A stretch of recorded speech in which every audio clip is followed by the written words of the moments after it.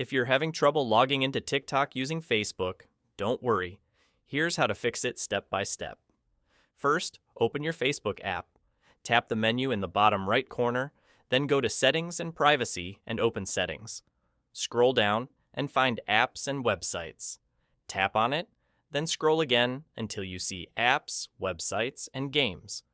Make sure this option is turned on. If it's already on, turn it off, wait a few seconds, then turn it on again. This refreshes Facebook's permission to log in on other apps. Next, open TikTok. Go to Settings and Privacy, scroll down, and tap Free Up Space.